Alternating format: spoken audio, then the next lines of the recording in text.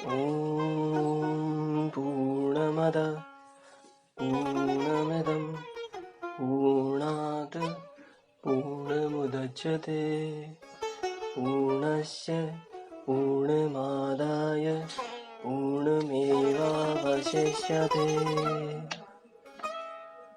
परम कल्याणमयी माँ जगदम्बा के चरणों में बारंबार नमस्कार करते हुए आज हम द्वितीय स्कंद का तीसरा अध्याय प्रारंभ करने जा रहे हैं, जिसमें राजा शंतनु, गंगा और भीष्म के पूर्व जन्म की कथा का वर्णन होगा।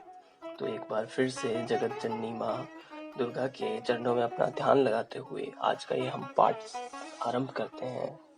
ऋषिगण बोले, हे सूत जी, हे अनग, यद्यपि आपने परम तेजस्वी व्यास तथा सत्यवती के जन्म की कथा विस्तार पूर्वक कही, तथापि हम लोगों के चित्त में एक बड़ी भारी शंका बनी हुई है। हे धर्मज्ञ, हे अनग, वह शंका आपके कहने पर भी दूर नहीं हो रही है। व्यास जी की कल्याणमयी माता जो सत्यवती नाम से जानी जाती है, वह धर्मात्मा राजा शंतनु को कैसे प्राप्त हुई? कुल तथा आचरण से हीन उस निषाद कन्या का पुरु कुल में उत्पन्न उन धर्मात्मा राजा ने स्वयं कैसे वर्ण कर लिया? आप कृपा करके हम लोगों को यह भी बतलाइए कि राजा शंतनु की पहली पत्नी कौन थी? वसु के अंश से उत्पन्न मेधावी भीष्म उनके पुत्र कैसे हुए? हे सूत जी, आप यह पहले ही कह चुके हैं कि सत्यवती के वीर पुत्र चित्रांगद को अमित तेज वाले भीष्म ने राजा बनाया था और वीर चित्रांगद के मारे जाने पर उसके अनुज तथा सत्यवती के पुत्र चित्रवीर्य को उन्होंने राजा बनाया। रूप संपन्न तथा ज्येष्ठ पुत्र धर्मात्मा भीष्म के रहते हुए उन्हीं के द्वारा स्थापित किए गए विचित्र वीर्य ने राज्य कैसे किया?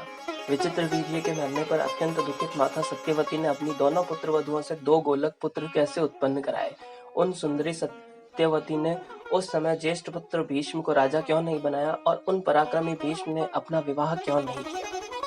अमित तेजस्वी बड़े भाई व्यास जी ने ऐसा अधर्म क्यों किया कि उन्होंने नियोग द्वारा 2 पुत्र उत्पन्न किए?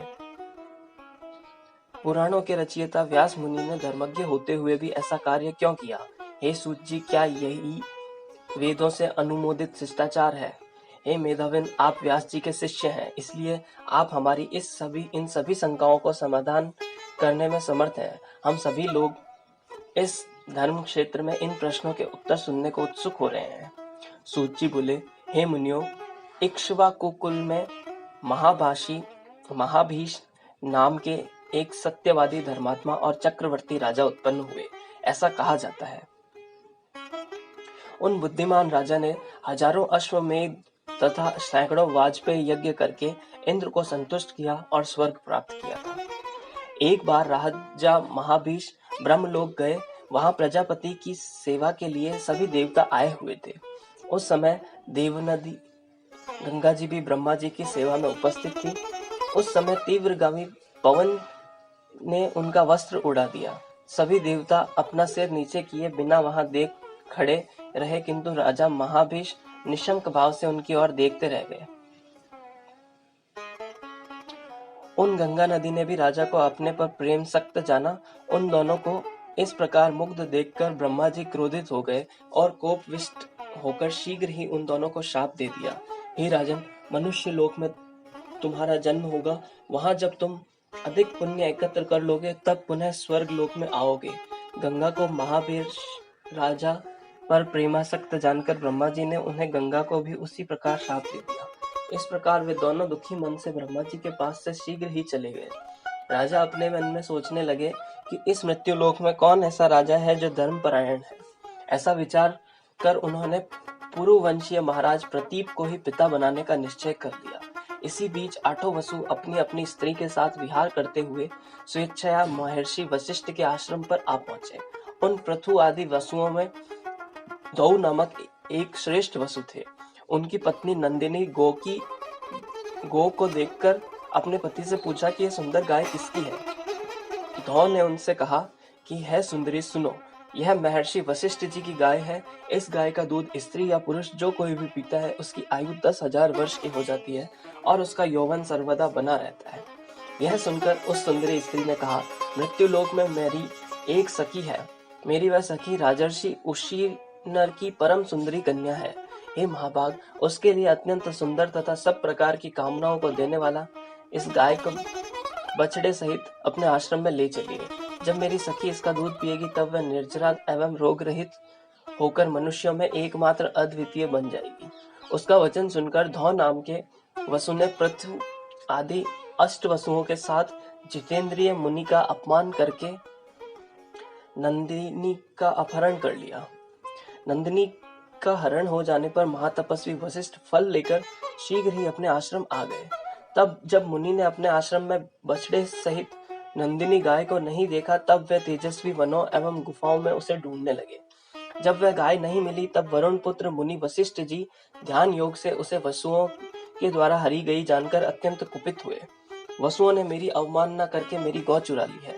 वे सभी मानव योनि में जन्म ग्रहण करेंगे, इसमें संदेह नहीं है।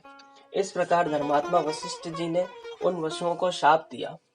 हमें शाप दे दिया गया, यह सुनकर वे सभी वसु चिंतित और दुखी हो गए एवं ज्ञानी महर्षि वशिष्ठ के पास पहुंचे और उन्हें प्रसन्न करते हुए वे सभी वसु उनके शरणागत हो गए। तब धर्मात्मा मुनि वशिष्ठ जी ने उन समय सामने खड़े वसुओं को देखकर कहा, तुम लोगों में से 7 वसु एक वर्ष के अंतराल से ही शाप मुक्त हो जाएंगे, परंतु जिसने मेरी प्रिय सवत्सा नंदिनी का अपहरण किया है, वह धौ नाम का वसु मनुष्य शरीर में ही बहुत दिनों तक रहेगा। उन अभिशप्त वसुओं में मार्ग में जाती हुई नदियों में उत्तम गंगा जी को देखकर उन अभिशप्त तथा चिंतातुर गंगा जी से प्रणाम पूर्वक कहा, हे देवी, अमृत पाने वाले हम देवता मानव कुक्षी से कैसे उत्पन्न होंगे, यह हमें महान चिंता है। अतः हे नदियों में श्रेष्ठ, आप ही मानुषी बनकर हम लोगों को जन्म दें। पृथ्वी पर शंतनु नाम के एक राजर्षि हैं, हे अनगे, आप उन्हीं की भार्या बन जाएं, और हे सूरापगे, हमें क्रमशः जन्म लेने पर आप जल में छोड़ती जाएं। आपके ऐसा करने से हम लोग भी शाप से मुक्त हो जाएंगे, इसमें संदेह नहीं है। गंगा जी ने जब उनसे तथास्तु कह दिया, तब वे सब वसु अपने अपने लोक को चले गए और गंगा जी भी बार बार विचार करती हुई वहां से चली गई। उस समय राजा महाभीष ने राजा प्रतीप के पुत्र के रूप में जन्म लिया। वहीं उन्हीं का नाम शंतनु पड़ा, जो सत्य प्रतिज्ञा एवं धर्मात्मा राजर्षि थे। महाराज प्रतीप ने परम तेजस्वी भगवान सूर्य की आराधना की। उस समय जल में से एक परम सुंदर स्त्री निकली और वह सुमुखी आकर तुरंत ही महाराज के शाल वृक्ष के सामने विशाल दाहिने जांघे पर विराजमान हो गई। अंक में बैठी हुई उस स्त्री से राजा ने पूछा, हे वरानने, तुम मुझसे बिना पूछे ही मेरे शुभ दाहिनी जांघे पर क्यों बैठ गई? उस सुंदरी ने उनसे कहा, हे नृपश्रेष्ठ, हे कुरुश्रेष्ठ श्रेष्ठ, मैं जिस कामना से आपके अंक में बैठी हूँ, उस कामना वाली मुझे आप स्वीकार करें। उस रूप यौवन संपन्ना सुंदरी से राजा ने कहा, मैं किसी सुंदरी परस्त्री को काम की इच्छा से नहीं स्वीकार करता। हे भामिनी, हे सुचिस्मिते, तुम मेरी दाहिनी जंघे पर प्रेम पूर्वक आकर बैठ गई हो, उसे तुम पुत्रों तथा पुत्र वधुओं का स्थान समझो। अतः हे कल्याणी, मेरे मनोवांछित पुत्र के उत्पन्न होने पर तुम मेरी पुत्र वधु हो जाओ। तुम्हारे पुण्य से मुझे पुत्र हो जाएगा, इसमें संशय नहीं है। वह दिव्य दर्शन वाली कामिनी तथास्तु कहकर चली गई और उस स्त्री के विषय में सोचते हुए राजा प्रतीत भी अपने घर चले गए। समय बीतने पर पुत्र के युवा होने पर वन जाने की इच्छा वाले राजा ने अपने पुत्र को वह समस्त और पूर्व वृत्तांत कह सुनाया।